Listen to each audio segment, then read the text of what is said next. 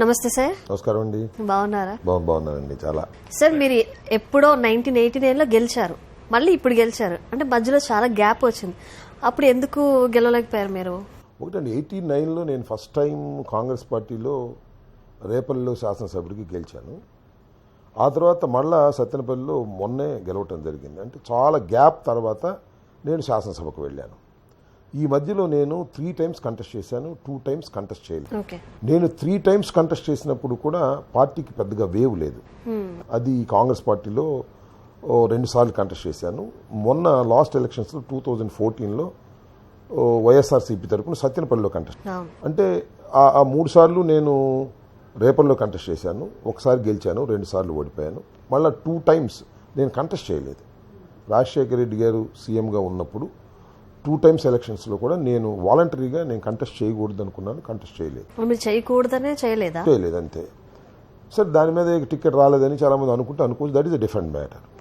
రెండోది, ఎప్పుడైతే రాజశేఖర రెడ్డి గారు మరణించారో ఒక ఎమోషనల్ గేమ్ స్టార్ట్ అయింది రాష్ట్రంలో. అప్పుడు జగన్మోహన్ రెడ్డి గారి వెంట నడవాలని అనిపించి, జగన్మోహన్ రెడ్డి గారు మిమ్మల్ని సపోర్ట్ గా రమ్మనేమైనా ఎవరిని అడగల, మేమే వెళ్ళాం అందరం కూడా. ఆ రోజు రాజశేఖర రెడ్డి గారు చనిపోయిన తర్వాత అది ఒక ఉద్రేకభరితమైనటువంటి పరిస్థితి. అంటే ఆయన మీద అభిమానంతో వాళ్ళ అబ్బాయితోటి జగన్మోహన్ రెడ్డి గారిని తొక్కేస్తున్నారు, అన్యాయం చేస్తున్నారు, కాంగ్రెస్ పార్టీలో ఆయన్ని హింసిస్తున్నారు అనేటువంటి ధోరణితో నేను, కరుణాకర్ రెడ్డి, ఇంకా చాలా మంది కాంగ్రెస్ పార్టీ నుంచి ఆయన వెంట వెళ్ళాం. కాంగ్రెస్ పార్టీ మమ్మల్ని సస్పెండ్ చేసింది.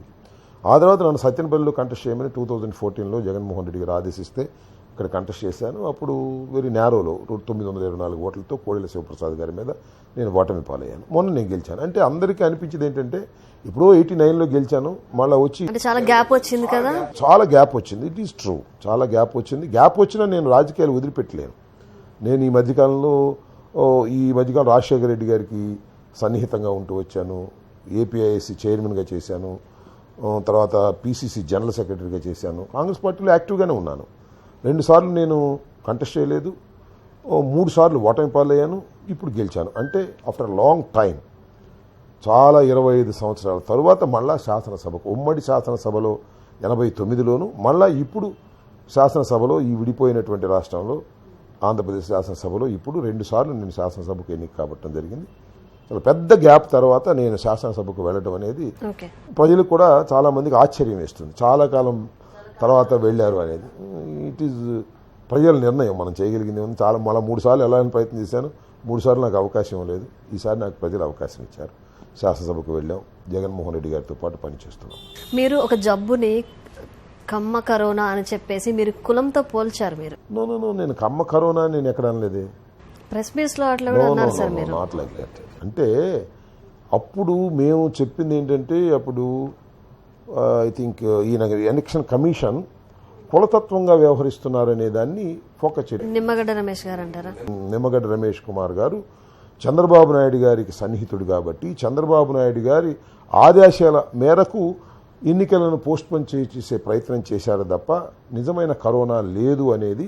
అప్పుడు మీరు అన్నారు కదా, ఇది కరోనా అంటే కమ్మ కరోనా అని కూడా. కమ్మ కరోనా అనలేదు, ఆ వర్డింగ్ అది కరెక్ట్ కాదు, ఏదో సంథింగ్ లైక్ దట్ అన్నాను, కానీ ఖచ్చితంగా అది కాదు. ఇప్పుడు ఒకే సామాజిక వర్గానికి చెందినటువంటి ముఖ్యమంత్రి, ఎలక్షన్ కమిషనర్ ఉండటం వలన ఈ రకమైన నిర్ణయం జరిగిందనేటువంటి అర్థంతో అన్నాము. ఆ మాట అన్నట్టుగా నాకు గుర్తులేదు, అన్నానేమో మరి నాకు తెలియదు. లేదు, ఒకసారి చూడండి, కమ్మ కరోనా నేను అనలేదు. సో ఇది ఆ రోజున మేము ఆ అభియోగాలు చేసిన మాట వాస్తవం. నేను ఇప్పటికి కూడా అదే నమ్ముతున్నాం. ఎందుకంటే మీరు చూశారు, అప్పుడు ఒక కేసు కూడా లేదు రాష్ట్రంలో. ఇంకా కేసులు రాకముందే నిమ్మగడ్డ రమేష్ కుమార్ గారు వాయిదా వేశారు. తర్వాత మళ్ళీ ఎలక్షన్లు వద్దు అన్నా కూడా పెట్టారు. మేము జరిపేమన్నప్పుడేమో ఎలక్షన్లు వాయిదా వేశారు. ఇవాళ కరోనా ప్రమాదం ఉన్నది, పొంచి ఉన్నది, వ్యాక్సినేషన్ స్టార్ట్ అవుతా ఉన్నది, ఫ్రంట్ రోలో ఉన్న వారందరికీ వ్యాక్సినేషన్ ఇవ్వాలి, ఇచ్చిన తర్వాత ఎలక్షన్ జరుపుదాం అంటే నో అట్లా కుదరదు, ఇప్పుడే వేయాలని కోర్టుకు వెళ్ళి ఎలక్షన్లు డిక్లేర్ చేసి ఎలక్షన్లు రావడం జరిగింది. నేను ఒక విషయాన్ని చాలా స్పష్టంగా మీ ద్వారా ప్రజలకు చెప్తున్నా. ఇవాళ కరోనా ఇంత విజృంభించింది అంటే టోటల్గా ఎలక్షన్లు కూడా ఒక కారణం. భారతదేశంలో జరిగిన ఎలక్షన్స్ కానివ్వండి, పార్లమెంట్ ఎలక్షన్స్ కానివ్వండి, లోకల్ బాడీ ఎలక్షన్స్ కానివ్వండి, ఈ ఎలక్షన్ల వల్ల రవ్వంత పెరిగింది. లేకపోతే ఇంత సిచ్యువేషన్ ఉండేది కాదు. ఎక్కడైనా కానీ, ఆంధ్రాలోనే కాదు ఎక్కడైనా కానీ. ఆంధ్రాలోనే కాదు, భారతదేశంలోనే ఎన్నికల వల్ల కరోనా విజృంభణ బాగా పెరిగింది. దానిలో ఆంధ్రప్రదేశ్లో కూడా లోకల్ బాడీ ఎలక్షన్ జరిగాయి, పంచాయతీ ఎన్నికలు జరిగాయి, జిల్లా పరిషత్ ఎన్నికలు జరిగాయి, మున్సిపల్ ఎన్నికలు జరిగాయి, మండల ఎన్నికలు జరిగాయి. ఇవన్నీ జరిగిన తర్వాత విజృంభించి పెరగడానికి కారణమైంది. లేకపోయినా వచ్చి ఉండేది, దేశవ్యాప్తంగా ప్రపంచవ్యాప్తంగా వచ్చిన సెకండ్ వేవ్ వచ్చింది. కానీ విస్తృతంగా రావడానికి, ఎక్కువ మరణాలు జరగడానికి ఈ నిర్ణయమే కారణం అనేది నా అభిప్రాయం. ఓకే, దానికి కారణం నిమ్మగడ్డ రమేష్ కుమార్ గారు. ఆయన తొందరపడి ఎన్నికలు చేయటం వల్ల ఎన్నికలు చేశారు, నాకు అర్థం కాలేదు. జిల్లా పరిషత్ ఎన్నికలు, మండల ఎన్నికలు జరిగాయి, ఇంతో రిజల్ట్స్ లేవు. ఆ రద్దు చేసేయమన్నారు కోర్టు వారు. మళ్ళీ దానికి అప్పీల్కి వెళ్తారనుకుంటాను. ఇంతవరకు ఈ రిజల్ట్స్ రానటువంటి పరిస్థితి కూడా మనం చూస్తున్నాం. కాబట్టి ఆ రోజున మేము ఏదైతే అభియోగం చేశామో ఆ అభియోగం మీద ఈ రోజుకి కట్టుబడి ఉన్నాం. దానిలో ఏ విధమైన సందేహం లేదు. ఒక సామాజిక వర్గం అనేటువంటి దృక్పథంతోనే ఆ రోజు ఎపిసోడ్ అంతా నడిపారు. చంద్రబాబు నాయుడు గారు ఆ రోజు ఏమన్నారు, ఎన్నికలకు భయపడుతున్నా ఉన్నారు. ఎన్నికలంటే మాకు భయం అట. మరి నాకు అర్థం కాల. ఎన్నికలు బహిష్కరించి వెళ్ళిపోయాడు చంద్రబాబు నాయుడు గారు. మేం కాదు, ఆయన చెప్పాడు మేము భయపడుతున్నాం. ఆయన భయపడతాడు ఎన్నికలంటే. మేము ఎప్పుడు భయపడం ఎన్నికలకి. ఏమవుద్ది భయపడటానికి? మనం జరిగినాయి కదా ఎన్నికలు. ఆ ఎన్నికలు ఎందుకు బాయ్కాట్ చేశాడు? వన్ సైడ్గా జరుగుతున్నాయంట. ఎంత ఏంటంటే తెలుగుదేశం పార్టీ అనేది ఈ రాష్ట్రంలో చాలా బలహీనపడిపోయినటువంటి రాజకీయ పక్షం. సరే, భవిష్యత్తులో ఏమైనా బలం పుంజుకుంటుందా లేదా, that is a different matter. At present ఈ రాష్ట్రంలో చంద్రబాబు నాయుడు గారి నాయకత్వంలో ఉన్నటువంటి రాజకీయ పక్షం, ప్రధాన ప్రతిపక్షం, అతి బలహీనమైన రాజకీయ పక్షం. పోటీ చేసే పరిస్థితి కూడా లేదు. రేపు జరిగే ఎన్నికల్లో అంటే మళ్ళా సార్వత్రిక ఎన్నికలు వస్తే టిక్కెట్లు అడిగేటటువంటి నాథుడు తెలుగుదేశం పార్టీకి ఉండడు. రాసుకోండి. రేపు మెయిన్ ఎలక్షన్స్లో రేపు అసెంబ్లీ ఎలక్షన్లు ఆఫ్టర్ 3 years వస్తాయి కదా, పార్లమెంట్ ఎలక్షన్ వస్తాయి కదా, టిక్కెట్ అడిగేవాడు ఉండడు తెలుగుదేశం పార్టీకి. ఎందుకంటే తెలుగుదేశం పార్టీలో ఒక నిరుత్సాహం, నిస్పృహ. చంద్రబాబు నాయుడు గారు పరిపాలన చేశాడు, ఏం చేశాడు చెప్పండి నాకు. ఇవాళ చాలా ఉపన్యాసాలు చెప్తున్నాడు. జగన్మోహన్ రెడ్డి గారు ఇప్పుడు 2 సంవత్సరాలు పరిపాలన చేశారు. ఎన్ని సంక్షేమ కార్యక్రమాలు చేశారండి? అభివృద్ధి జరుగుతున్న పోలవరం గురించి మాట్లాడుతున్నారు. పోలవరం జరుగుతుందిగా. చంద్రబాబు నాయుడు గారి టైం కన్నా కూడా పోలవరం చాలా స్పీడ్గా జరుగుతుంది. అదే June 1st week కల్లా అయిపోతుంది అని చెప్పి అన్నారు. ఇంకా అవ్వలేదు కదా. అది జరుగుతుందండి. June 1st వరకే అయిపోద్దనేం కాదు. మేము ఇప్పుడు చంద్రబాబు నాయుడు గారు ఏమన్నారు, మేము పోలవరం నిర్మాణం చేసిన తర్వాత ఎన్నికలకు వెళ్తామన్నారు. ఏం చేయలేదే. మేము వాళ్ళ పోలవరాన్ని శరవేగంతో ముందుకు తీసుకువెళ్తున్నాం. మా టైంలో పోలవరాన్ని ప్రారంభిస్తాం, ప్రజలకు నీళ్లు ఇస్తాం, పంటలు పండించే విధంగా చేస్తాం. సో నేను అనేది ఏంటంటే సంక్షేమ కార్యక్రమాలు బాగా జరుగుతున్నాయి. అభివృద్ధి కార్యక్రమాలు ఏవి? అభివృద్ధి కార్యక్రమాలు కూడా సైమల్టేనియస్గా జరుగుతున్నాయి. కాకపోతే సంక్షేమ కార్యక్రమాలు ఎక్కువగా జరుగుతున్నాయి. ఇది భారతదేశం ఒక పేద దేశం. సామాన్యుడు బ్రతకాలి, సామాన్యుడు సంతోషంగా ఉండాలి. కాబట్టి సంక్షేమ కార్యక్రమాన్ని ఇంతకుముందు ఏ రాష్ట్ర ప్రభుత్వము, ఏ రాజకీయ నాయకుడు, ఏ ముఖ్యమంత్రి ప్రారంభించని స్థాయిలో ప్రారంభించి ఇవాళ అమలు చేస్తున్నటువంటి వ్యక్తి భారతదేశంలో ఏకైక ముఖ్యమంత్రి ఒక జగన్మోహన్ రెడ్డి గారు. ఇప్పుడు ఎగ్జాంపుల్ అంబులెన్స్లు అన్నారు, టైంకి రావట్లేదంట. ఎవరు చెప్పారు టైంకి రావట్లేదు? మీరు కొట్టండి. ఇప్పుడు నేను కొట్టాను. నేను 108. నేను మొన్న కరోనా పేషెంట్ కోసం నేనే మాట్లాడాను. నాకేం చేస్తాయి? మా ఏరియాలో నేను కొట్టాను సార్, 108 రాలేదు. మీ కేసు ఏంటో నాకు తెలియదు ఎందుకు కొట్టారు. కరోనా టైంలో రష్ ఎక్కువైపోయింది. కరోనా టైంలో బెడ్స్ దొరకలేదు, మందులు దొరకలేదు. అలాగే అంబులెన్స్ ఎందుకు రాలేదు అంటే నేనే కాదు, మా ఏరియాలోనే కాదు, పక్క ఊళ్ళలో కూడా చాలా కంప్లైంట్స్. కాదు నేను ఒక మాట అడుగుతున్నాను, శ్రావణి గారు ఒక మాట అడుగుతున్నాను. అంబులెన్స్ ఎందుకు రాలేదు? ఎంగేజ్ అయ్యి రాలేదు. అంతే తప్ప ఖాళీగా ఉండి చెడిపోయి డ్రైవర్ లేక రాకపోవడం కాదు. అంటే అంబులెన్స్ ఖాళీ లేక దొరకలేదు అంటారా? అంతే. అసలు రెస్పాండ్ అవ్వట్లేదు కదా, కాల్ చేసినా కూడా. ఎందుకు కావట్లేదు? ఇప్పుడు చేయండి, మీరు ఇప్పుడు చేయండి. No, that engagement. ఇప్పుడు కరోనా టైంలో ఒక విషయాన్ని మనం దేశవ్యాప్తంగా, ప్రపంచవ్యాప్తంగా గమనించాల్సిన అంశం ఒకటి ఉంది. కరోనా పేషెంట్స్ ఎక్కువ, బెడ్స్ తక్కువ. ఒక అనూహ్యమైనటువంటి పరిస్థితి, ఊహకందనటువంటి పరిస్థితి వచ్చింది. దాన్ని సెటరేట్ చేసుకోవడానికి, దాంతో ఫైట్ చేయడానికి ప్రభుత్వ యంత్రాంగం తీవ్రంగా ప్రయత్నం చేసింది. కొన్ని మరణాలు సంభవించాయి. మెడిసిన్ అందకు కూడా మరణాలు సంభవించాయి. మీరు చూశారు, రెమెడీసివిర్ అందలేదు ఒక సందర్భం. అంటే రెమెడీసివిర్ ఎంత కావాలో అంత ఉత్పత్తి లేదు, దేశవ్యాప్తంగా లేదు. అదే ఆంధ్రప్రదేశ్లోనూ జగన్మోహన్ రెడ్డి గారికి ఆరోగ్య శాఖకి సంబంధించిన అంశమే కాదు ఇది. భారతదేశవ్యాప్తంగా మందు లేనటువంటి పరిస్థితి. ఇప్పుడు మాకు 100 బెడ్స్ ఉన్నాయి ఇక్కడ ప్రైవేట్ హాస్పిటల్తో కూడా కలిపి కోవిడ్కి. పేషెంట్స్ 1000 మంది ఉన్నారు. ఏం చేయాలి? సో ఈ బ్యాలెన్స్ సింకనైజ్ కాక కొంత ప్రజలు ఇబ్బంది పడ్డారు. ప్రభుత్వం కూడా పూర్తిగా సహకారం అందించడానికి ప్రయత్నం చేసింది. కొన్ని మరణాలు సంభవించాయి. ఇవి జగన్మోహన్ రెడ్డి గారి ఫెయిల్యూరు, ఇది ప్రభుత్వం ఒక ఫెయిల్యూరు అని చంద్రబాబు నాయుడు గారు అంటే కుదరదు.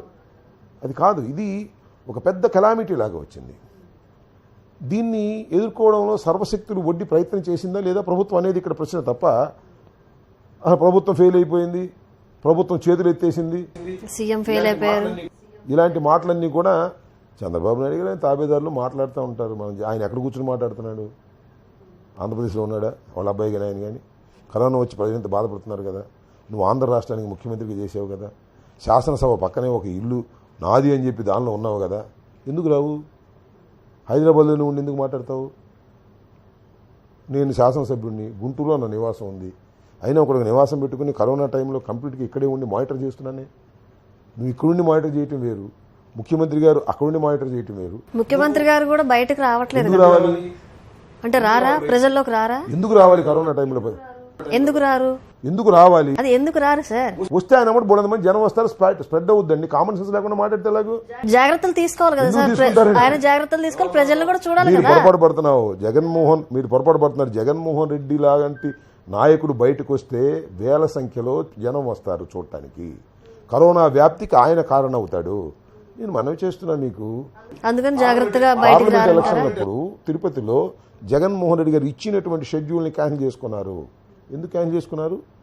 అంటే మీటింగ్ చెప్పలేక, భయపడా? ఎందుకు క్యాన్సిల్ చేసుకున్నారు? మనం వెళ్ళడం వలన జనం అందరూ పోగవుతారు, పబ్లిక్ మీటింగ్ జరుగుతుంది, దానివల్ల స్ప్రెడ్ అవుతుందని. అంతే తప్ప జగన్మోహన్ రెడ్డి గారు ఇవాళ బయటికి రావాలి, ఏం చేస్తున్నాడు? బయటకు రాకుండా ఆయన హైదరాబాద్ ఏమైనా కూర్చున్నాడా? ఇక్కడే ఉన్నారు కదా, తాడేపల్లి ప్యాలెస్ లోనే. తాడేపల్లి ప్యాలెస్ గా, తాడేపల్లి ఇల్లు. మీరు చంద్రబాబు లాగా మాట్లాడమాకండి. చంద్రబాబుది ప్యాలెస్, తాడేపల్లి ప్యాలెస్ అంటే ఎట్లా సరిపోయింది?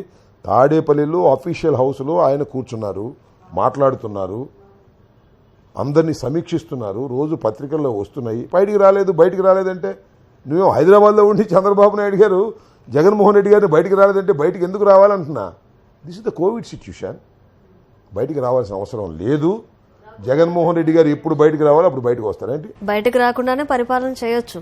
అదేంటండి అసలు? ముఖ్యమంత్రి బయటికి రాకుండా పరిపాలన చేయొచ్చు అంటే ఈ సిచ్యుయేషన్కి అనుగుణంగా అదే మీరు చెప్తున్నారు కదా, అదే 100% చేయొచ్చు. ముఖ్యమంత్రి కానీ శాసనసభ్యులు కానీ ఎంతమంది శాసనసభ్యులు ఓడల్లో తిరిగారండి చెప్పండి? కరోనా టైంలో ఎంతమంది తిరిగారు చెప్పండి? మీకే తెలియాలి ఎంతమంది వెళ్తున్నారు. కాదు, తెలుగుదేశం శాసనసభ్యులు ఎంతమంది తిరిగారు? తెలుగుదేశం వాళ్ళైతే బయట బాగానే కనపడుతున్నారు సార్.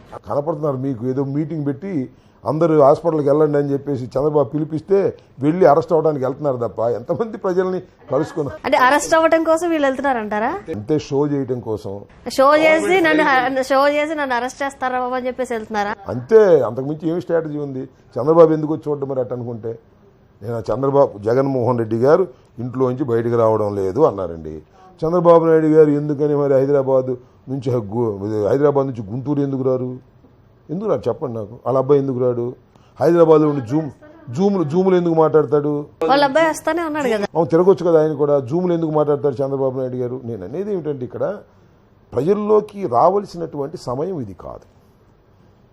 నాకు ధైర్యం ఉంటే నేను ప్రజల్లోకి వెళ్ళొచ్చు, తప్పులేదు.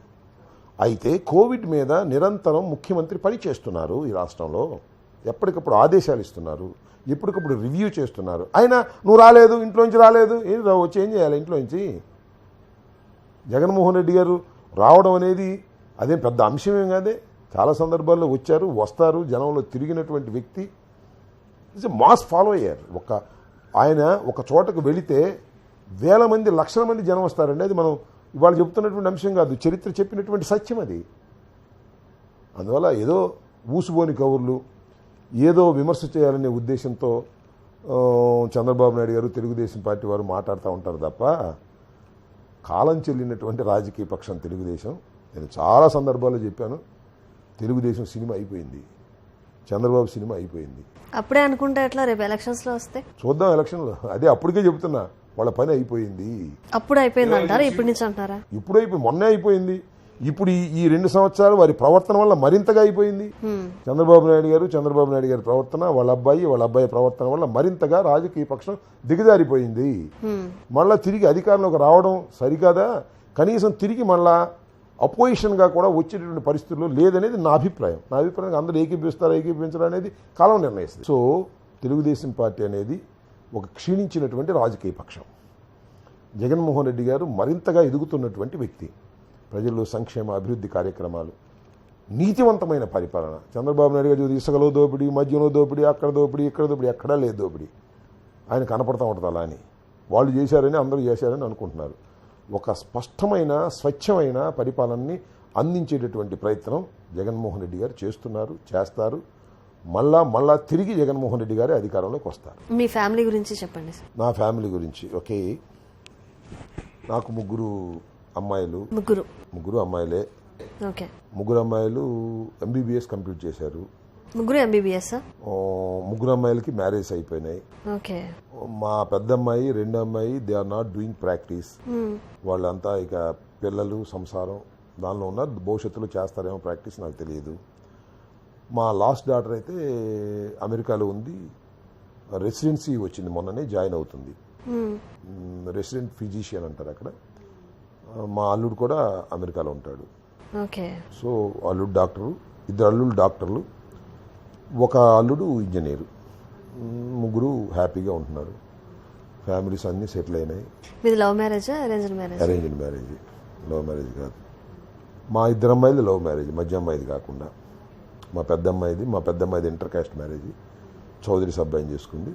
మా లాస్ట్ అమ్మాయి కూడా మా లవ్ మ్యారేజ్ కానీ not inter caste marriage, same cost. అది మా నర్షల్లో నా నలుగురు, ఇద్దరు మనవాళ్ళు, ఇద్దరు మనవరాళ్ళు, నలుగురు సంతానం మా ఇద్దరు అమ్మాయిలకి. మా లాస్ట్ డాటర్కి ఇంకా సంతానం లేదు. ఫస్ట్ పాపకి ఇంటర్ కాస్ట్ మ్యారేజ్ అన్నారు. మరి ఇట్లా మీరే కమ్మ కరోనా ఇట్లాంటివి అంటా ఉన్నారు కదా. నేను ఆ ఎపిసోడ్లో కమ్మ కరోనా అన్నా, లేదా చంద్రబాబు నాయుడు గారి సామాజిక వర్గం వాళ్ళందరూ కలిసి దాడులు చేస్తున్నారన్నా, నేనేమి కమ్మాస్కి, చౌదరీస్కి వ్యతిరేకం అనట్లే. నేను ఇప్పుడు అలా అన్నారు కదా, రేపు మీ మనవడు మనవరాలు వీళ్ళు అన్నారు సార్. మరొకసారి చెప్తున్నా, చంద్రబాబు నాయుడు గారు అండ్ రమేష్ గారు, నిమ్మగడ్డ రమేష్ కుమార్ గారు ఇద్దరు కులతత్వంతో వ్యవహరించబట్టే ఇది జరిగిందనేది ఆ రోజుకి ఈ రోజుకి కూడా మేము నమ్ముతున్నాం. అందువల్ల కమ్మాస్ అందరు శత్రువులు, కమ్మాస్ అందరూ మాకు వ్యతిరేకులు. మా పార్టీలో కమ్మాస్ లేరు. రావు శ్రీకృష్ణదేవరాయలు గారు మా పార్టీలో చౌదరి గారు కదా, లేకపోతే కొడాలి నాని మా పార్టీలో లేరా? చాలామంది ఉన్నారు మా పార్టీలో. కాకపోతే చంద్రబాబు నాయుడు గారు దాన్ని ఉపయోగించుకునే ప్రయత్నం చేస్తున్నారు. అట్లాంటి రాజకీయ పక్షం కాదు మాది. అన్ని కులాలని సమానంగా చూసుకుంటాం, ఇంక్లూడ్ కమ్మాస్ని కూడా చూసుకుంటాం. మీరు సినిమాల్లో ఎప్పుడు ట్రై చేయలేదా? అంటే డబ్బింగ్ ఆర్టిస్ట్గా అట్లా చేస్తే డైరెక్ట్గా చేయాలి. డబ్బింగ్ ఆర్టిస్ట్ ఎందుకు?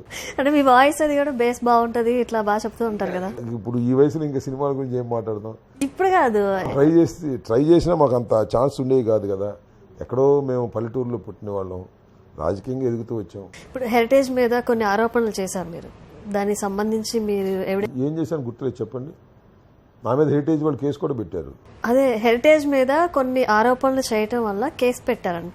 మీరు దానికి సంబంధించి కోర్టుకి ఏమైనా ఇచ్చారా ఆధారాలు? అవి నా మీద డిఫమేటర్ వేశారు వాళ్ళ ఆధారాలు. వాళ్ళు కేసు ఫైల్ చేశారు నా మీద. హెరిటేజ్ కంపెనీ వాళ్ళు నా మీద, అలాగే వ్యవసాయ మంత్రి కన్నబాబు మీద ఒకనొక సందర్భంలో ఒక పొలిటికల్ విమర్శలు చేస్తే దాని మీద మా మీద డిఫమేటరీ సూట్ వేశారు. అది వాళ్ళు ప్రూవ్ చేసుకోవాలి. హైదరాబాద్ కోర్టులో ఉంది. వాళ్ళు సాక్ష్యాధారాలను ప్రొడ్యూస్ చేసుకోవాలి.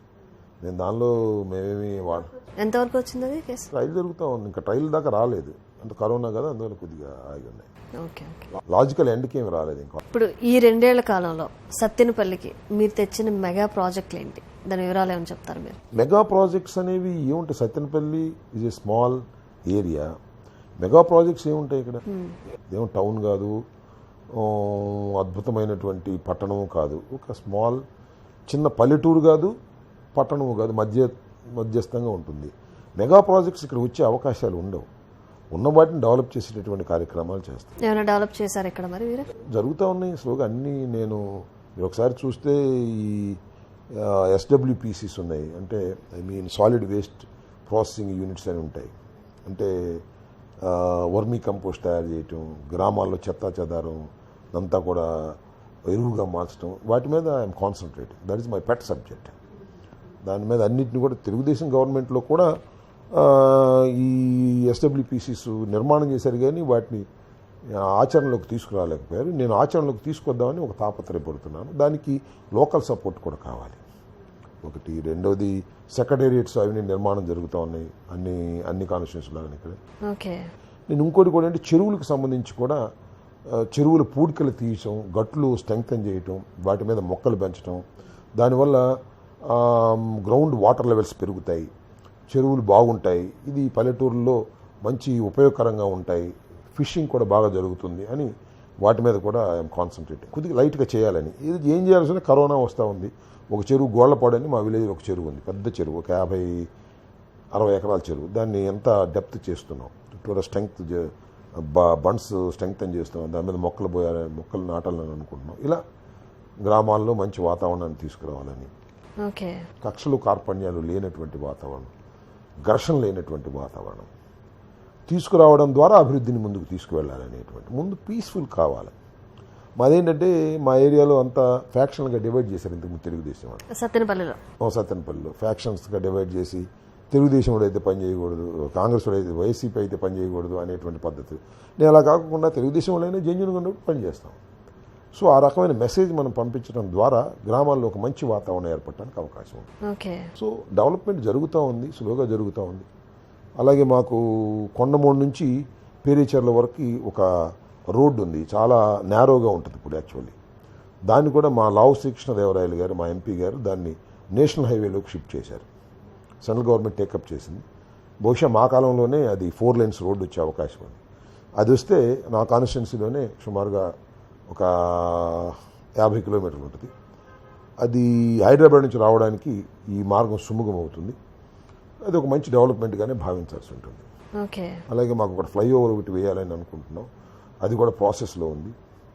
ఇవన్నీ జరగాలి, స్లోగా ఒకదాని తర్వాత కూడా జరుగుతుంది. ఒకప్పుడు కాపులు తాగుబోతులు ఎక్కువ తాగుతూ ఉంటారు అని చెప్పేసి మీరు ఒకసారి అన్నారు ఈ విషయం. దాని ఎపిసోడ్ వేరు. ఇప్పుడు కూడా చెప్తున్నా, కాపులు ఎందుకు ముఖ్యమంత్రి కాలేదు అని అడిగారు. కాపులు ఈ రాష్ట్రంలో ఎందుకు ముఖ్యమంత్రి కాలేదు అని అడిగినప్పుడు నేను కొన్ని కామెంట్స్ చేశాను. ఆ కామెంట్స్కి ఇప్పుడు కట్టుబడి ఉంటాను. ఇప్పుడు కట్టుబడి ఉంటారు ఇప్పటికీ? అంటే సర్వే చేశారా ఏంటి మీరు? సర్వే అవసరం లేదు. సర్వే తెలివి తక్కువ వాళ్ళు కాపులు అని నా ఉద్దేశం. అంత షూర్గా ఎట్లా చెప్తారు? మరి ఇంత సంఖ్యాబలం ఉండి ముఖ్యమంత్రి కాలేకపోయారంటే తెలివి తక్కువ వాళ్ళేనే కదా, వాళ్ళల్లో వాళ్ళు కొట్టుకుని ఇబ్బంది పడతారు కదా. దట్ ఈస్ మై నేను ఒక సామాజిక వర్గంలో పుట్టాను. ఆ సామాజిక వర్గం మీద నాకున్న అభిప్రాయం అది. తెలివి తక్కువ వాళ్ళు, ఆవేశపరులు, మాంసాన్ని ఎక్కువ తింటారు, మందు బాగా తాగుతారు, ఇవన్నీ ఉన్నాయి లక్షణాలు. అవేమి నేను నాకున్నాయా లేకపోతే వాళ్ళకున్నాయని, ఆ కమ్యూనిటీలో అవి ఎక్కువగా ఉన్నాయి. అందరూ తాగుతారు, చాలామంది అవుతారు, చాలామంది. కానీ ఇది ఎక్కువగా వీళ్ళు కన్జంప్షన్ ఎక్కువ ఉంటుంది, కాపుల్లో ఎక్కువ ఉంటుంది కంపారిటివ్గా. అంటే కాపులనే కాదు, ఉన్న కాపు, రెడ్డి, కమ్మ కులాల్లో, కాపులను కూడా అన్నారు మీరు. కాపు, రెడ్డి, కమ్మ కులాలు కంపేర్ చేసినప్పుడు ఇంకా డౌన్ ట్రాడన్ పీపుల్ ఉన్నారు, ఎస్సీస్లో కూడా అలాగే ఉంటారు. పేద వర్గాలు ఎక్కడైతే ఉన్నాయో అక్కడ పేద వర్గాల్లో ఘర్షణలు ఉంటాయి, చెడు అలవాట్లు ఉంటాయి, ఇవన్నీ ఉంటాయి పేద వర్గాల్లో. ఇవి పేద వర్గాలు. కాపులు అటు పేద కాదు, అటు ధనం కాదు, మధ్యలో ఉంటారు. That is my opinion. దానిలో ఏం పెద్ద తప్పుగాను నేను ఇవాళ కూడా దానికే కట్టుబడి ఉన్నాను తప్ప దానిలో ఏం మార్పు ఏమీ లేదు నాలో. This is fact. వ్యక్తిగతంగా మీకు ఎవరు కూడా ఫోన్లు చేసి ఎందుకు ఇలా మాట్లాడుతున్నారని అడగలేదా? దేని గురించి? ఇట్లా కాపులు తాగుబోతులు ఇట్లా అని మాట్లాడారు కదా మీరు, దానికి కట్టుబడి ఉంటా అంటున్నారు మీరు. అంటే అప్పుడు అలా జరిగినప్పుడు మీరు అన్నప్పుడు ఎందుకు అడుగుతారు? ఏంటి ఎందుకు అడుగుతారు? ఎవరు అడగలేదు నన్ను. ఎందుకు అడుగుతారు? అడిగితే వాళ్ళకి సమాధానం చెబుతారు. ఏముంది దానిలో? This is my opinion. అదేమన్నా తప్పు అని అనుకోవట్లేదు నేను. అదే మా ఒపీనియన్. ఆ ఒపీనియన్ నేను ఎక్స్ప్రెస్ చేశాను ఒకనొక దీనిలో. అది కూడా ఏ సందర్భంలో కాపులు ఎందుకు ముఖ్యమంత్రి కాలేకపోయారు అన్నప్పుడు ఇవన్నీ వాళ్ళలో ఉన్న ఈ అనైక్యత, ఈ ఆవేశాలు ఇవన్నీ వల్ల ఉన్నాయని చెప్పాను. దానిలో పెద్ద దట్ ఇస్ కాపుల్లో యూనిటీ లేదు అంటారా మీరు? 100% లేదని అంటారు. అదే కదా నా ఒపీనియన్. కడమ కులాలతో పోల్చినప్పుడు తక్కువ అని. అసలు యూనిట్ లేదంటే ఒకసారి కాపులందరూ ఏకం అవుతారు, ఒకసారి ఆ క్షణంలో మళ్ళీ చీలిపోతుంటారు. That is opinion. రంగా గారి అనుచరుడిగా గౌతమ్ రెడ్డి గారు రంగా గారి మీద వ్యాఖ్యలు చేసినప్పుడు మీరు ఎలా స్పందిస్తారు? I don't think so. Ranga గారి అనుచరుడు గౌతమ్ రెడ్డి నేను అనుకోవట్లేదే.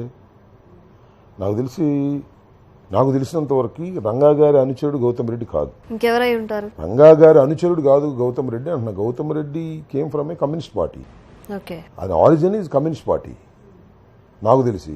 ఎస్ఎఫ్ఐ నుంచో దేని నుంచో ఆయన స్టూడెంట్స్ యూనియన్గా కూడా. నేను అనేది ఏంటంటే మిమ్మల్ని కరెక్ట్ చేసేది ఏంటంటే రంగా గారి అనుచరుడు ఆయన కాదు, నేను కూడా అనుచరుడు కాదు. ఓకే. సో అందువల్ల మీ ప్రశ్న నేను సమాధానం ఏం చెప్పగలుగుతాను? రంగా గారి అనుచరుడు గౌతమ్ రెడ్డి కాదు అంట. కాదు నాకు తెలిసినంత వరకు. నేను కూడా రంగా గారి అనుచరుడిని కాదు. ఇంకెవరైనా ఉంటారా? రంగా గారికి చాలా మంది అనుచరులు ఉన్నారు. మేమిద్దరం కాదు కానీ రంగా గారికి చాలా అనుచరులు. ఆ అనుచరుల్లోనే గౌతమ్ రెడ్డి గారు ఒకరు అని చెప్తా ఉన్నారు. నేను ఐ డోంట్ థింక్ సో. నేను అనుకోవట్లేదు. రంగా గారు, వంగవీటి మోహన్ రంగా గారు, నేను ఎమ్మెల్యే కాకముందు నాకు ఆయన ఒకసారి పరిచయం అంతే. ఓకే. ఆయన Congress party, Gautam Reddy communist party. అందువల్ల అనుచరులు అవడానికి అవకాశం లేదు అంటున్నాను. ఓకే. ఇంకా కాస్త కూస్తో అనుచరుడు అయితే నేను అవ్వాలి ఏదైనా పొరపాటుని. నాకు కూడా పరిచయం తక్కువ. రంగా గారితో పరిచయం తక్కువ. ఒకసారి నేను కలిశాను, just before his death. Mudragada Kapu ఉద్యమం నుంచి తప్పుకున్నాక అంత చరిష్మా ఉన్న నాయకుడిగా మిమ్మల్ని ఎన్నుకుంటే నాయకత్వం వహిస్తారా మీరు? నేను అంటే ఇక్కడ ఒక్కటండి, కాపు ఉద్యమం అనేది ముద్రగడ పద్మనాభం గారు ఒక రిజర్వేషన్ అంశం మీద దాన్ని ఎత్తుకున్నారు. దానికి మేమందరం కూడా ఆ రోజున ఎత్తుకోవడానికి కూడా కారణం ఏమిటి? చంద్రబాబు నాయుడు గారు నేను అధికారంలోకి వస్తే కాపుల్ని రిజర్వేషన్ ఇస్తాను అని ఆయన మేనిఫెస్టోలో పెట్టాడు. నువ్వు మేనిఫెస్టోలో పెడితే ఎందుకు చేయవు అని ముద్రగడ పద్మనాభం గారు క్వశ్చన్ వేసి దాన్ని ఉద్యమ రూపాన్ని ఇచ్చాడు. అప్పుడు వీఆర్ ఆల్ సపోర్టింగ్ హిమ్.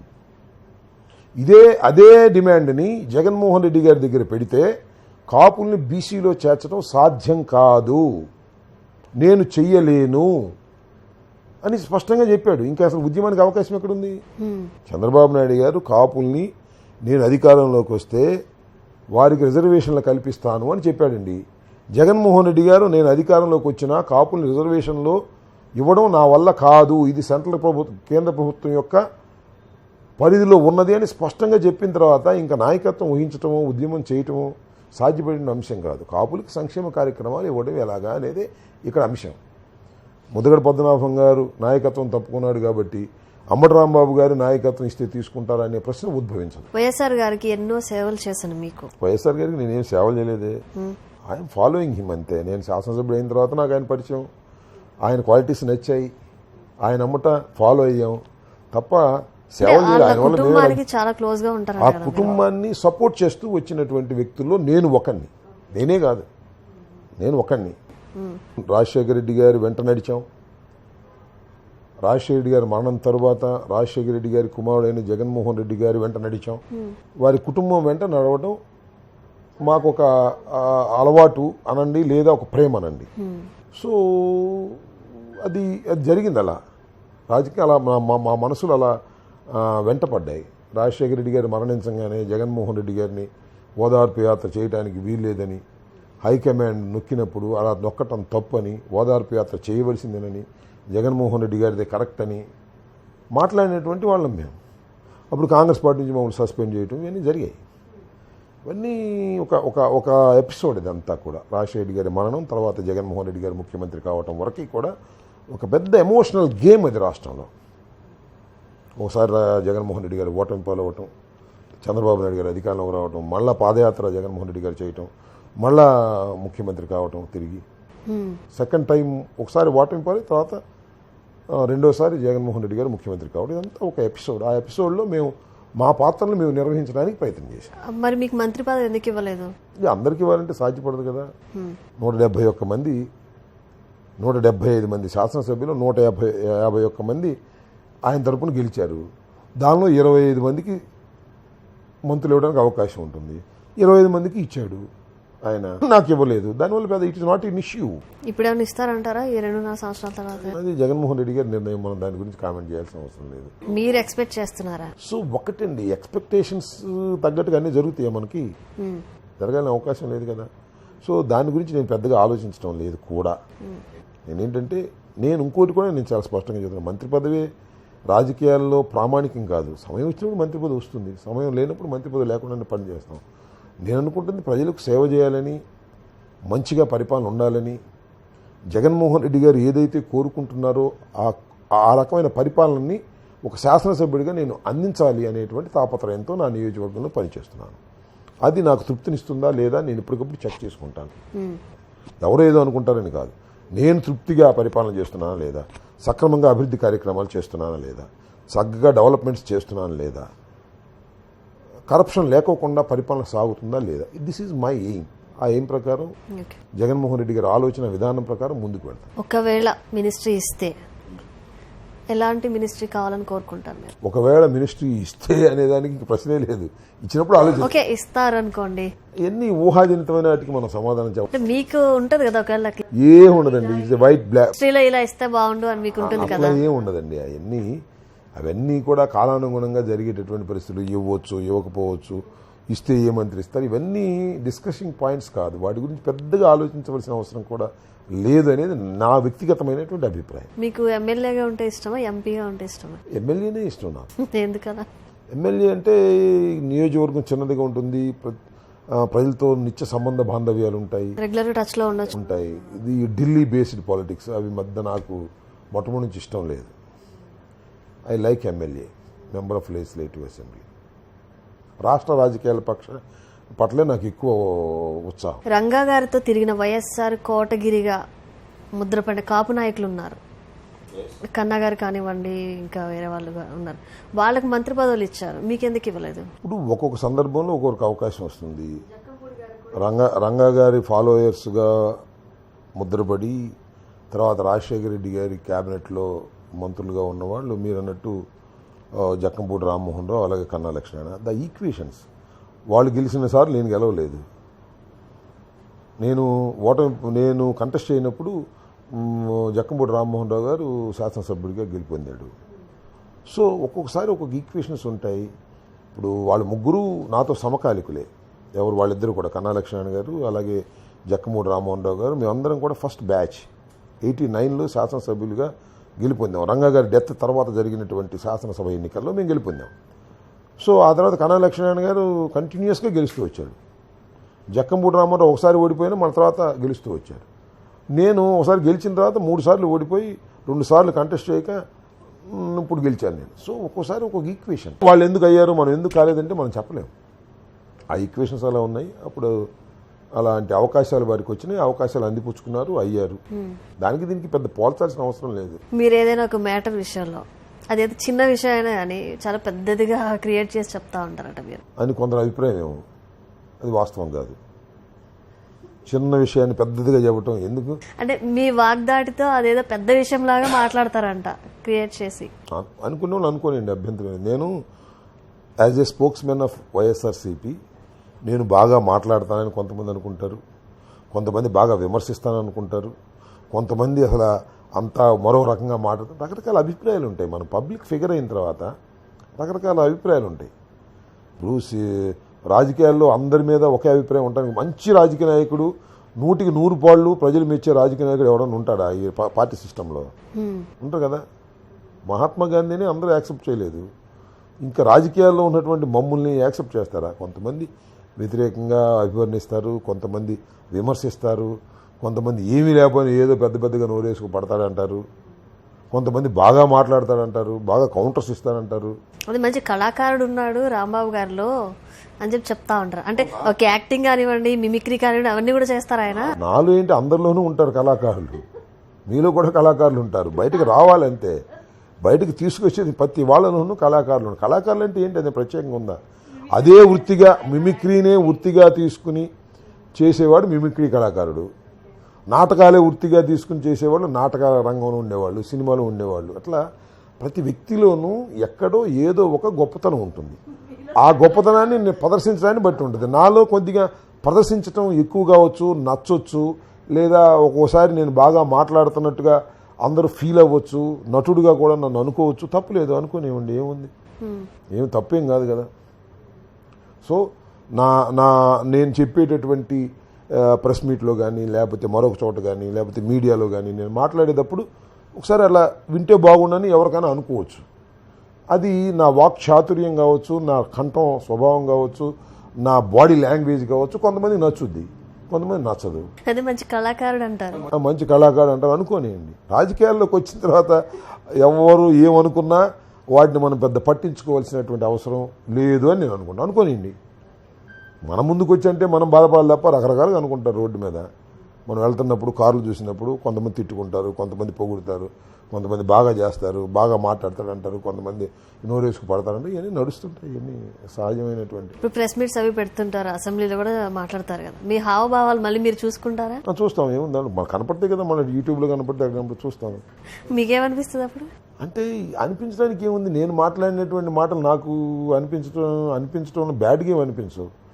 నేను చూసుకున్నా కూడా ఎప్పుడైనా దానిలో ఏమన్నా పొరపాట్లు జరిగాయా, నేను ఏదన్నా తప్పు మాట్లాడానా అని ఒకసారి ఇప్పుడు అవకాశం ఉన్నప్పుడు చూసుకుంటాం. ఇప్పుడు మీరు అన్నారు కరోనా అన్నారని, అన్నానో లేదో మళ్ళీ సాయంత్రం ఒకసారి చూసుకుంటాను, నాకు గుర్తుండదు కదా.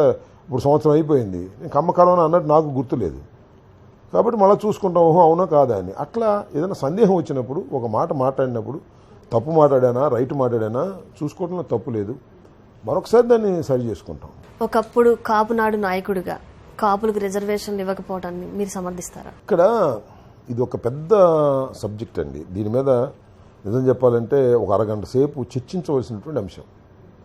ఈ రాష్ట్రంలో కాపులకు రిజర్వేషన్లు అవసరమా కాదా? నెంబర్ 1, 100% కాపులకు రిజర్వేషన్ అవసరం, దానిలో ఏ సందేహం లేదు. ఎందుకంటే కాపులు డౌన్ ట్రాడెన్ పీపుల్, కాపులు కూలికి వెళ్ళే వాళ్ళ దగ్గర నుంచి ఏ రోజుకు ఆ రోజు కూలికి వెళ్ళి పొట్టగడుపుకోవాల్సిన పరిస్థితిలో ఉన్న కాపుల శాతం చాలా ఎక్కువ. వారికి రిజర్వేషన్లు అవసరం అనేది నా వ్యక్తిగత అభిప్రాయం, చాలామంది అభిప్రాయం కూడా, కాపుల అభిప్రాయం. అయితే ఇవాళ ఆంధ్ర రాష్ట్రంలో కాపులకు రిజర్వేషన్లు ఇవ్వటం అనేది సాధ్యపడేటువంటి అంశమా కాదా, ఇది చర్చనీయ అంశం. దీని మీద చాలా పెద్ద చర్చ జరుగుతూ ఉంది. ఏది కొంతమంది ఇవ్వచ్చని, కొంతమంది ఇవ్వడానికి వీల్లేదని.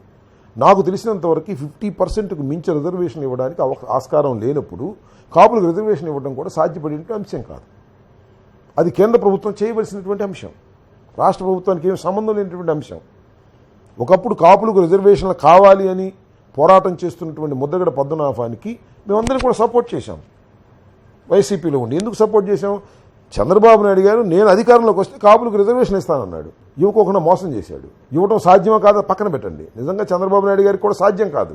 ఎందుకు మోసం చేశాడు అది ఎస్టాబ్లిష్ చేయాల్సినటువంటి బాధ్యత ఉంది. దానికి తోడుగా నిరాహార దీక్ష చేస్తున్నటువంటి ముద్రగడ పద్మనాభం గారిని, ఉద్యమం చేస్తున్నటువంటి ముద్రగడ పద్మనాభం గారిని చిత్రహింసలకు గురి చేశాడు చంద్రబాబు నాయుడు గారి ప్రభుత్వంలో పోలీసు యంత్రాంగం. కుమారుణ్ణి కొట్టారు, భార్యను కొట్టారు, ముద్రగడ గారి కుమారుణ్ణి భార్యని ఇద్దరిని కొట్టారు. ఈయన అరెస్ట్ చేసి తీసుకెళ్లి హాస్పిటల్లో పెట్టి 10 రోజుల వరకు బయట కమ్యూనికేషన్ లేకుండా చేశారు. అన్ని చిత్రహింసలకు గురి చేశారు. అప్పుడు మేమందరం గొంతెత్తి అరిచాం ముద్రగడ పద్మనాభానికి అనుకూలంగా, ఆ హెరాస్మెంట్కి అనుకూలంగా, వ్యతిరేకంగా. సో ఇవాళ అది ఆ ఎపిసోడ్ అయిపోయింది. అదే మళ్ళీ జగన్మోహన్ రెడ్డి గారు ప్రచారంలో ఉన్నప్పుడు కాపులందరూ వెళ్ళి మాకు రిజర్వేషన్లు కావాలి అన్నారు. అయ్యా చంద్రబాబు లాగా నేను మోసం చేయలేను, కాపులకు రిజర్వేషన్ ఇవ్వడం నా చేతిలో లేదు, కేంద్ర ప్రభుత్వం నిర్ణయం తీసుకోవాల్సినటువంటి అంశం, కేంద్ర ప్రభుత్వం చేయాలి తప్ప నేను చేయలేను అని స్పష్టంగా చెప్పాడు. చెప్పాడు. అంతకన్నా ఫెయిర్గా ఉండే పొలిటీషియన్ ఎవరుంటారు చెప్పండి? చంద్రబాబు నాయుడు అధికారంలోకి వస్తే కాపులకు రిజర్వేషన్ ఇస్తాను, ఏదో ఎన్నో వేల కోట్లు ఖర్చు పెడతానని మోసం చేసి అధికారంలోకి వచ్చాడు. జగన్మోహన్ రెడ్డి గారు చాలా స్పష్టంగా నేను ఇవ్వలేనని చెప్పి అధికారంలోకి వచ్చాడు. ఏం చేయాలి ఇప్పుడు? This is the point here. కాపులకు రిజర్వేషన్ అవసరమే, కానీ కాపులకు రిజర్వేషన్ ఇవ్వటం రాష్ట్ర ప్రభుత్వం చేతిలో ఉందా లేదు, కేంద్ర ప్రభుత్వం అమెండ్ చేయాల్సినటువంటి అంశాలు ఉన్నాయి. కేంద్ర ప్రభుత్వం దగ్గర మాట్లాడొచ్చు కదా? మాట్లాడొచ్చు. కేంద్ర ప్రభుత్వంలో భారతీయ జనతా పార్టీలో ఉన్నారు కదా కాపు నాయకులు, అందరూ మాట్లాడవచ్చు కదా. వాళ్ళని అడగండి. మేము కూడా వాళ్ళు రిక్వెస్ట్ చేస్తున్నాను మీ ద్వారా. భారతీయ జనతా పార్టీలో ఉండి కేంద్ర ప్రభుత్వం మీద ప్రభావితం చేయగలిగినటువంటి నాయకులు భారతీయ జనతా పార్టీలో కాపులే ఉన్నారు కదా, పేర్లు ఎందుకు, వాళ్ళని చేయమనండి, మేము కూడా సపోర్ట్ చేస్తాం. సో స్పష్టత అవసరం, ఏ రాజకీయ నాయకుడికైనా స్పష్టత అవసరం. జగన్మోహన్ రెడ్డి గారి దగ్గర చాలా స్పష్టత ఉన్నది, అంబిగ్విటీ లేనే లేదు. పార్టీలో నేనే సీనియర్ని, పార్టీ మొత్తాన్ని కూడా నేనే కలిసి నడిపిస్తున్నాను అని చెప్పుకుంటా ఉంటారంట మీరు. దీనివల్లనే మంత్రి పదవి ఇవ్వకపోవటానికి కారణం ఈ నోటి దూల వల్లనే అని చెప్పేసి కూడా చెప్తా ఉన్నారు బయట. అంత అమాయకుని కాదు నేను. పార్టీలో నేనే సీనియర్ని, నేనే పార్టీ అంతా నడుపుతున్నాను అని చెప్పేవాడు ఎవడు ఉంటే వాడు పోసుకోళ్ళు కబుర్లుడు తప్ప మరొకడు కాదు. నేను అంత అమాయకుని ఏం కాదు. నాకు రాజకీయ పరిజ్ఞానం ఉన్నవాడిని, సుదీర్ఘకాలం, అంత అమాయకుడిని కాదు అంటే బాగా తెలియని నేను అర్థం. ఎవరైతే తెలివితేటలు ఉంటాయి కదా. నేను సుదీర్ఘకాలం రాజకీయాల్లో ఉన్నవాడిని, రాజశేఖర రెడ్డి గారి వెంట నడిచిన వాడిని, జగన్మోహన్ రెడ్డి గారి వెంట నడుస్తున్నవాడిని. పార్టీనంతా నేనే నడుపుతున్నానంటే ఈ పెట్టలు దొరక ఉంటుంది వ్యవహారం. పార్టీ నేను నడుపుతానా? Is it possible? అంటే నేనే నడిపిస్తున్నాను అనే ఫీలింగ్, నాకు లేని ఫీలింగ్ ఎవరో అంటగడితే వాళ్ళు అటు ఫీల్ అవుతున్నారేమో. దానికి మనం ఏం చేయగలిగి, నేనే సీనియర్ని, నేనే పార్టీ మొత్తాన్ని నడిపిస్తున్నాను అనే ఫీలింగ్ లో ఉండి. నాకన్నా జూనియర్స్ ఉన్నారు. ఇవన్నీ వాస్తవాలు కావు, అంతకన్నా ఏం చెప్పాలి. కోడెల శివప్రసాద్ గారి మరణానికి కారణం మీ పార్టీ వాళ్ళే అంటున్నారు. అంటే రాజకీయంగా ఆయన ఎదుర్కోలేక మానసికంగా అట్లా బాధ పెట్టి ఆయన సూసైడ్ చేసుకునేట్లు. మానసికంగా ఇప్పుడు మరి చాలా మందిని మమ్మల్ని మానసికంగా బాధ పెడుతున్నారు, మమ్మల్ని ఆర్థికంగా ఇబ్బంది పెడుతున్నారు అని అంటున్నారు కదా రోజు తెలుగుదేశం వాళ్ళు. మరి వాళ్ళు ఆత్మహత్య చేసుకోరే? కోడెల శివప్రసాద్ ఎందుకు ఆత్మహత్య చేసుకున్నాడు? నేను చాలా సందర్భాల్లో చెప్పానండి. కోడెల శివప్రసాద్ ఆత్మహత్యకి మరణానికి కారణం వైసీపీ కాదు, తెలుగుదేశం పార్టీ, వారి కుటుంబ సభ్యులు. తెలుగుదేశం పార్టీనే ఎందుకు చేస్తారు అట్లా? వాళ్ళ పార్టీలో వ్యక్తినే అలా చేస్తారా? అంతకన్నా భయంకరంగా చేశాడు చంద్రబాబు నాయుడు గారు. చంద్రబాబు నాయుడు గారు ఇంటర్వ్యూ లేదు కోడెల శివప్రసాద్కి. కోడెల శివప్రసాద్ గారి కుమారుడు వసూలు చేసిన డబ్బులు ఓడిపోయిన తర్వాత ఇవ్వమని జనమంతా వెంటబడితే కొన్ని ఇచ్చారు, కొన్ని ఇవ్వలేదు. కేసులు పెట్టారు. చాలా హిస్టరీ నడిచింది ఇక్కడ. దానికి అవమాన భారంగా భావించినటువంటి కోడెల శివప్రసాద్ ఆయన అనుకున్నాడు, ఉరి తప్ప నాకు మార్గం లేదని ఆయన వేసుకున్నాడు. నేనేం చేయని చెప్పండి. దానికి చంద్రబాబు నాయుడు గారు కారణం అంటే చంద్రబాబు నాయుడు సపోర్ట్ చేయలేదు ఆయన్ని. అంత మీకు ఒక విషయాన్ని నేను చాలాసార్లు చెప్పాను, మీకు మళ్ళీ ఒకసారి చెప్తున్నా. కోడెల శివప్రసాద్ గారు ఉరి వేసుకుని చనిపోయాడే, అంతకుముందు కూడా అటెంప్ట్ చేసుకున్నాడు, ఒకసారి ప్రయత్నం చేశారు, అటెంప్ట్ చేసుకున్నాడు. It is true. అడగండి మీరు ఫ్యామిలీ సభ్యుల్ని. అటెంప్ట్ చేసుకుని సేవ్ అయ్యి హాస్పిటల్లో ఉంటే కోడెల శివప్రసాద్ గారిని పలకరించమని చంద్రబాబు నాయుడు గారు తిరిగి వెళ్తే నేను పలకరించను బొమ్మన్నాడు. నేను రాను అన్నాడు. దేనికట్లా? అతను పార్టీని నాశనం చేశాడు, దుర్మార్గుడు, నేను రాను అని అన్నాడు. కోడెల శివప్రసాద్ గారు పార్టీని నాశనం చేశాడు, ఆయన నేను పలకరించను అని కటువుగా చంద్రబాబు నాయుడు గారు మాట్లాడాడు. అందుకని సూసైడ్ చేసుకున్నారు. అందువల్ల కాదు, అది ఒక కారణం. అది ఒక కారణం. కుమార్తె విచ్చలవిడిగా కరప్షన్ చేశారు. ప్రజల్లో అతనికి పలుకుబడి పోయింది, నిర్వీర్యమైపోయాడు. ఒకప్పుడు ఏకఛత్రాధిపత్యం వహించినటువంటి కోడెల శివప్రసాద్ గారికి ప్రజల్లో నిరాదరణ వచ్చింది, భరించలేకపోయాడు. డబ్బులు వసూలు చేసిన వాళ్ళందరూ డబ్బులు కావాలని అడుగుటం మొదలెట్టారు. కొడుకు కూతురు సహకరించలేదు, చంద్రబాబు నాయుడు దూరంగా పెట్టాడు. మరి ఆ దశలో మరి ఆయన ఊరేసుకున్నాడని నేను అనుకుంటున్నా. కాదు, నా వల్లే ఊరేసుకున్నాడంటే నేనేం చేయను. తెలుగుదేశం వైసీపీ వల్లనే ఊరేసుకున్నాడంటే ఏం చేయాలి? ఇవాళ మేము అంటున్నారు కదా, మమ్మల్ని హింసిస్తున్నారు, బాధిస్తున్నారు. మరి వాళ్ళందరూ ఊరేసుకోవట్లేదు. ఫైట్ చేయాలా? రాజకీయాల్లో ఫైట్ చేయాలా? ఫైట్ చేస్తున్నాం అంటున్నారు కదా వాళ్ళు. ఫైట్ చేయమని తప్పలేదు.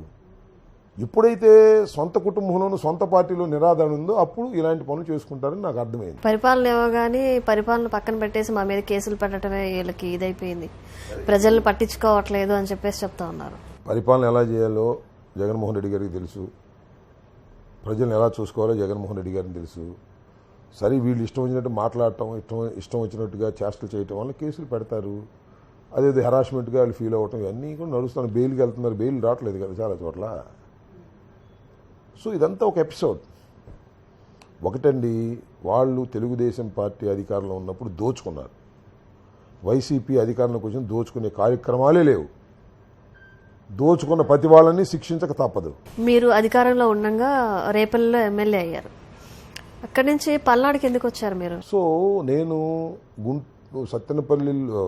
నేను రేపల్లో కంటెస్ట్ చేసి 89లో గెలిచిన తర్వాత 2 సార్లు అక్కడ కంటెస్ట్ చేసిన తర్వాత I shifted my family to Guntur. నేను గుంటూరులోనే అప్పుడు నా కేర్ ఆఫ్ అడ్రస్.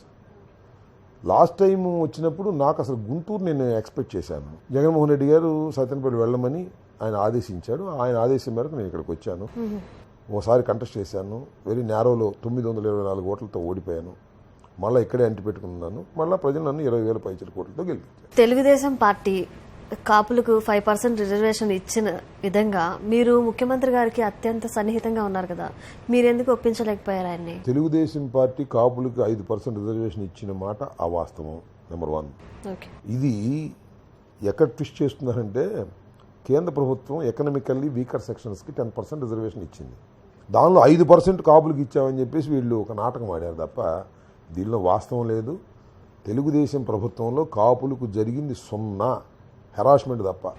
రిజర్వేషన్ ఇస్తామని మోసం చేశారు. 5% ఇవ్వలేదంటారా? ఇవ్వలేదండి. అది సెంట్రల్ గవర్నమెంట్ యొక్క వీకర్ సెక్షన్స్కి సంబంధించిన దానిలో మేము 5% ఇస్తున్నట్టు రిజర్వేషన్ పాస్ చేసి పెద్ద డూప్ చేసి గందరగోళం చేయడానికి ప్రయత్నం చేశారు. అంతే తప్ప కాపుల్ని ఇప్పుడు అణగదొక్కినటువంటి రాజకీయ పక్షమే తప్ప తెలుగుదేశం కాపులకు అండగా నిలిచినటువంటి రాజకీయ పక్షం కానే కాదు. ఎన్ని బూటకపు మాటలు చెప్పడం అంతా కూడా. రాధా గారిని మళ్ళీ పార్టీలోకి తీసుకొచ్చి సత్తెనపల్లి ఆయనకిచ్చి గెలిపించి రంగా గారి రుణం తీర్చుకుంటారా? నాకేం రంగా గారితో నాకేం రుణం లేదు తీర్చుకోవడానికి. నెంబర్ 1. 2, రాధా అనే వ్యక్తి ఇవాళ ఐ థింక్ తెలుగుదేశంలో ఉన్నాడా? ఇప్పుడు తెలుగుదేశంలో ఉన్నారు. తెలుగుదేశంలో ఉంటున్నాడు. అంటే వైసీపీలో నుంచే ఏదో విభేదాలు వచ్చి ఇక్కడ వచ్చారు ఇప్పుడు. అవును, వైసీపీ నుంచి అంతకుముందు కాంగ్రెస్ నుంచి ఆయన పీఆర్పీకి వెళ్ళాడు, పీఆర్పీ నుంచి వైసీపీకి వచ్చారు, వైసీపీ నుంచి తెలుగుదేశంలోకి వెళ్ళారు. ఇవన్నీ ఇలాంటి విషయాల్ని నిర్ణయించవలసింది మా పార్టీ అగ్రనాయకుడు అయినటువంటి జగన్మోహన్ రెడ్డి గారు తప్ప నేను కాదు. నాకు సంబంధం లేనటువంటి అంశం అది. అనుభవజ్ఞుడికి మంత్రి పదవి ఇవ్వడానికి ఎవరిని ఆ పదవి నుంచి తొలగిస్తే మంచిదంటారు? ఇప్పుడు నాలాంటి అనుభవజ్ఞుడైనటువంటి వ్యక్తిని మంత్రి పదవి ఇవ్వడానికి ఎవరు చెబుతున్నారు ఈ మాటలు? నేను చెప్పుకోవాలా? This is the decision by the CM. ఆయన నిర్ణయాలు. నేను వాటిని గురించి మాట్లాడవలసినటువంటి పరిస్థితి నాకు ఉండదు. అంటే మీకుంటది కదా మైండ్లో. అవన్నీ ఉండవండి. జగన్మోహన్ రెడ్డి గారు ముఖ్యమంత్రి గారు వారి ఇష్టానుసారం నడుస్తుంది.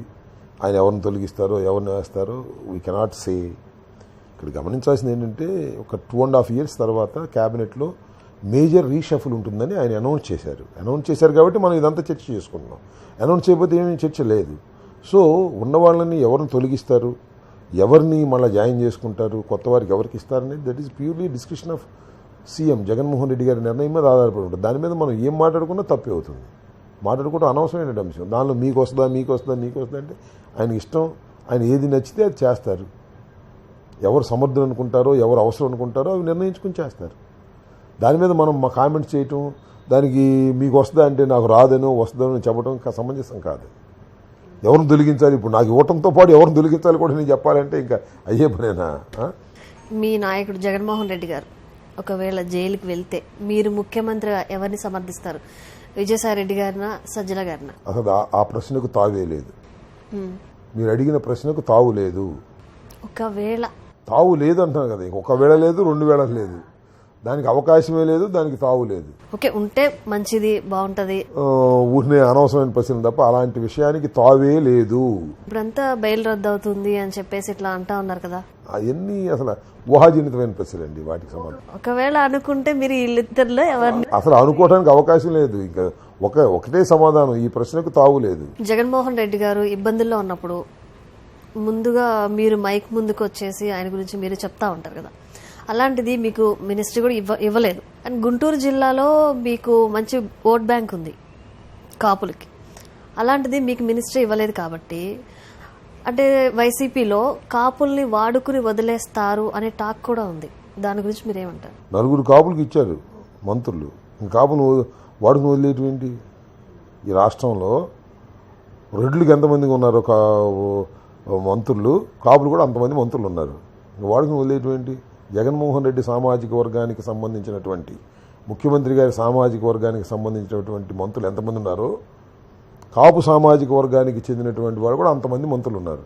ఇంకా కాపును వాడుకుని వదిలేటువంటి చంద్రబాబు లక్షణం అది తప్ప జగన్మోహన్ రెడ్డి గారి లక్షణంగా. అంటే మంచి ఓట్ బ్యాంక్ ఉంది ఇప్పటికీ గుంటూరు జిల్లాలో అని చెప్తారు మీరు? ఉంటుంది. That is a different matter. ఉంటుంది. తగిన ప్రాధాన్యత కూడా జగన్మోహన్ రెడ్డి గారు ఇచ్చారు. పోర్ట్ఫోలియోస్, మంచి పోర్ట్ఫోలియోస్ ఇచ్చారు. 4 కాపుల్ని మంత్రివర్గంలోకి తీసుకున్నారు. చిన్న వ్యవహారం కాదు. సత్తెనపల్లి నియోజకవర్గంలో టీడీపీకి ఇంతవరకు ఇన్ఛార్జ్ అనేది ఎవరు లేరు. దాని గురించి మీరేమంటారు? నేనేమంటాను, వాళ్ళు ఇన్ఛార్జి పెట్టుకునే దశలో కూడా లేరు. సత్తెనపల్లిలో ఇన్ఛార్జి ఎవరు పెట్టాలో అర్థం కాదు వాళ్ళకి. కోడెల శివప్రసాద్ గారి మీద ప్రేమ ఉంటే కోడెల శివప్రసాద్ గారు అబ్బాయిని పెట్టచ్చు కదా, పెట్టలేరు. అబ్బాయిని అనుకుంటారు. ఎవరు జనం అనుకోవటమే, చంద్రబాబు చెప్పడు. సో నేను అనేది ఏంటంటే కోడెల శివప్రసాద్ గారు మరణించిన తర్వాత ఎవరో ఒక సంబడి ఇన్ఛార్జ్ ఉండాలి కదా. ఇంతవరకు ఇన్ఛార్జ్ డిసైడ్ కాదు. చంద్రబాబు నాయుడు గారు ఇప్పుడు చెప్పరు, చివరిలో చెప్తారు.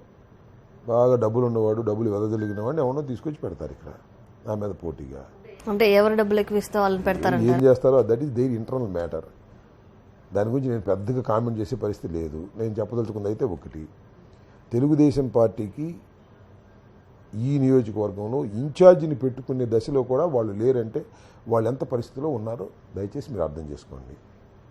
ఒక ఆయన హైదరాబాద్లో ఉంటాడు, వాళ్ళ అబ్బాయి అప్పుడప్పుడు వచ్చి ఏదేదో మాట్లాడిపోతుంటాడు.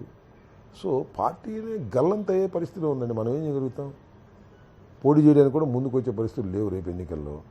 చూద్దాం ఏం జరిగిద్దో చూడండి. మీరు నెక్స్ట్ ఎలక్షన్స్లో అడ్రస్ లేకుండా పోతారు తెలుగుదేశం వారు. జగన్మోహన్ రెడ్డి గారు చేస్తున్నటువంటి అభివృద్ధి సంక్షేమ కార్యక్రమాల దృష్ట్యా చంద్రబాబు నాయుడు గారు అధికారంలో ఉండే పరిస్థితి ఉండదు. నెక్స్ట్ సీఎం కూడా జగన్మోహన్ రెడ్డి గారు అంటారు. 150 వాళ్ళు రాసుకోండి, వాళ్ళు చెప్తున్నాను. మీరు 3 సంవత్సరాలు ఉంది ఇంకా ఇంప్రూవ్మెంటే. రోజుకి డౌన్ఫాల్. చంద్రబాబు 0. పోటీకి క్యాండిడేట్లు దొరకరండి. It is a fact. మీరు సీఎం అయితే ఫస్ట్ ఏ డెసిషన్ తీసుకుంటారు? సీఎం అవకాశం లేదు కాబట్టి ఇక డెసిషన్ తీసుకునే అవకాశం అసలు ఉండదు. మినిస్ట్రీ ఇస్తే మీకు ఏది ఇష్టం? ఇచ్చినప్పుడు ఆలోచిద్దాం. మన ఇష్టాన్ని ప్రకారం ఎవరు ఇచ్చినప్పుడు ఆలోచిద్దాం. అంటే మీకంటూ మైండ్లో ఒకటి ఉంటుంది కదా? మైండ్లో ఏమీ లేదు, ఫ్రెష్. మీ కాలేజీ డేస్లో ప్రేమలు ఉన్నాయా? కాలేజీ డేస్లో ప్రేమలే అన్నీ ఉన్నాయి. ప్రేమలు, చదువులు అన్నీ ఉన్నాయి. ఫస్ట్ క్రష్, లవ్ అలా? లవ్ అనేది ఇంటర్మీడియట్లోనే. లవ్ స్టార్ట్ అయ్యేది ఇంటర్మీడియట్. అది ఇంటర్మీడియట్ అప్పుడే స్టార్ట్ అయింది, అప్పుడే అంతర్ధానం అయింది. అప్పుడే స్టార్ట్ అయ్యి అప్పుడే అయిపోయిందా? పేరేమైనా గుర్తుందా? ఉన్నా ఇప్పుడు ఆ సందర్భం. చెప్పండి సార్, పేరు చెప్పండి సార్. అప్పుడు ఆ సందర్భం. ఎమ్మెల్యే ఆర్ ఎంపీ ఈ రెండింటిలో మీకు ఏది ఇష్టం? ఎమ్మెల్యే. రాజశేఖర్ రెడ్డి గారు చెప్పినట్టు 60 ఏళ్లకి రిటైర్ అయిపోయే ఆలోచన అట్లాంటిది ఏమైనా ఉందా? రాజశేఖర రెడ్డి గారు చెప్పినట్టు కాదు, రాజశేఖర రెడ్డి గారు ఆయన అనుకున్నాడు. మరి నాకు ఇప్పుడు 63, ఇంకా నేను దాని మీద ఏమి నిలబడ్డట్టు ఆల్రెడీ వైలేటెడ్. సో దానికి సమాధానం చెప్పాల్సిన అవసరం. మీకు రాజశేఖర్ రెడ్డి గారు అంటే ఇష్టమా, జగన్మోహన్ రెడ్డి గారు అంటే ఇష్టమా? ఈ ప్రశ్నకి ఏం సమాధానం చెప్పాలి? రాజశేఖర రెడ్డి గారు, జగన్మోహన్ రెడ్డి గారు ఇద్దరు ఇష్టమే. రాజశేఖర రెడ్డి గారు పరమపదించారు. ఆయన భగవంతుడితో సమానం, ఆయనతో సన్నిహితత్వం ఉంది. ఇప్పుడు ఎవరైనా రాజశేఖర రెడ్డి గారిని ఇష్టపడవలసిందే. రాజశేఖర రెడ్డి గారి కుమారుడుగా, వారసుడుగా రాజకీయాల్లోకి వచ్చి విజయవంతమై ఆయన ప్రయాణం చేస్తున్నాడు. ఆయన దగ్గర మనం పనిచేస్తున్నాం. ఈయన ఇద్దరు ఇష్టమే, ఆ కుటుంబం అంతా కూడా ఇష్టం. అంటే ఇద్దరు 2 కళ్ళు అని చెప్తారా మీరు? కళ్ళు అని కాదు, ఇద్దరు ఇష్టమే, ఆ కుటుంబం మొత్తం ఇష్టమే. ఓకే. విజయలక్ష్మి గారు, షర్మిల గారు అందరూ మాకు చాలా ప్రాణప్రదమైనటువంటి వారు. వారు ఔన్నత్యాన్ని కోరుకునేటటువంటి వ్యక్తులం మేము. సమాజానికి వారి సేవలు చాలా అవసరం. మీరు చూడండి, ఒక్క మాట చెప్పాలంటే వారి కుటుంబంలో రాజశేఖర రెడ్డి గారు పాదయాత్ర చేశారు. విజయలక్ష్మి గారు, జగన్మోహన్ రెడ్డి గారు జైలుకి వెళ్ళినప్పుడు విజయలక్ష్మి గారు పార్టీని నడిపించారు. అప్పుడు పాదయాత్ర చేయాల్సి వస్తే షర్మిల గారు పాదయాత్ర చేశారు. సో వాళ్ళందరూ కూడా కుటుంబం మొత్తం ప్రజల కోసం కష్టపడినటువంటి కుటుంబం. రాజశేఖర రెడ్డి గారి మరణం తరువాత ఎక్కడో చల్లాచెదురైపోతుంది ఈ కుటుంబం అని భావించినటువంటి కొందరికి కనువిప్పు కలిగించారు. అందరూ ఏకమై ఫైట్ చేసి చక్కని రూపాన్ని ఇచ్చారు. రాష్ట్రానికి ఇచ్చారు, వారి కుటుంబానికి ఇచ్చారు. అందువల్ల వారి కుటుంబం అంటేనే అత్యంత అభిమానం, ప్రాణంగా భావిస్తాం. మీకు బాగా ఇష్టమైన ఫుడ్ ఏంటి? Non vegetarian. ఫిష్ ఎక్కువ తింటారా? మటన్. చికెన్ మంచిది కానీ పెద్దగా అంత ఇంట్రెస్ట్ ఉంది. మటన్, ఫిష్ ఎక్కువ తింటారు. ఎస్. మీకు నచ్చిన హీరోయిన్ ఎవరు? అసలు నాకు హీరోయిన్ పేర్లే తెలియదు. అప్పుడు తెలిసిన హీరోయిన్లు వాణిశ్రీ, సావిత్రి వీళ్ళే తప్ప ఇప్పుడున్న హీరోయిన్ పేర్లు కూడా నాకు తెలియదు. ఇంకెవరు ఇష్టం అంటే ఏం చెప్పండి. అప్పటి హీరోయిన్లే. ఇంకా అప్పటి హీరోయిన్లో సావిత్రి కానీ, జమున కానీ చాలా బాగా యాక్ట్ చేసేవాళ్ళు. వాళ్ళంటే చాలా ఇష్టం. జమున గారు ఇంకా బ్రతికే ఉన్నారు కదా, వాణిశ్రీ కూడా ఉన్నారు. మీకు నచ్చిన హీరో? నాకు అభిమాన హీరో అక్కినే నాగేశ్వరరావు. అక్కినే నాగేశ్వరరావు సినిమాలు చాలా చూసాం. చూడని సినిమానే లేదు సుమారుగా చెప్పాలంటే. అన్ని సినిమాలు చూసాం ఆ రోజుల్లో, మేము చదువుకునే రోజుల్లో. మాకు అత్యంత ఇష్టమైనటువంటి నటుడు Akkineni Nageswararao. Thank you sir, thank you so much. Okay అండి, థ్యాంక్ యూ వెరీ మచ్.